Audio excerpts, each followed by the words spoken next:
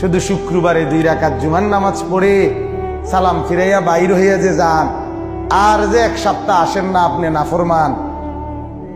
এই 1 সপ্তাহের তো খবর নাই। ওই শুক্রবারের 2 রাকাতেরই কি দশা, এটা কি বুঝনি আমরা? আপনি শুক্রবারের 2 রাকাত তো কিচ্ছু হয়েছে না করার দিক, কারণ এই 2 রাকাত গ্রহণ হইলেও তো আসরের নামাজ পড়তে মন চাইতো। তাহলে আপনার নামাজের দশা কি? হ্যাঁ, আপনি হাজিরা দেন আইসা আল্লাহকে বুঝান, ঠাট্টা করেন আল্লাহর সাথে, মস্কারি করেন আল্লাহর সাথে, আল্লাহকে সোজা মনে করছেন, বোকা মনে করছেন। নাউযুবিল্লাহ। কি ভাবছেন মিয়া? কি ভাবছেন? কি ভাবছেন?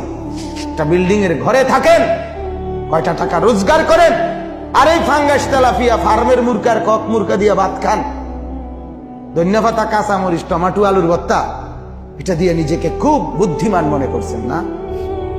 খুব সুখের জিন্দেগি মনে করছেন। বোকার মধ্যে আছেন, বোকার মধ্যে। নাফরমান বোকা থাকে, নাফরমান বেকুব থাকে, নাফরমান অজ্ঞ থাকে, নাফরমান মূর্খ থাকে।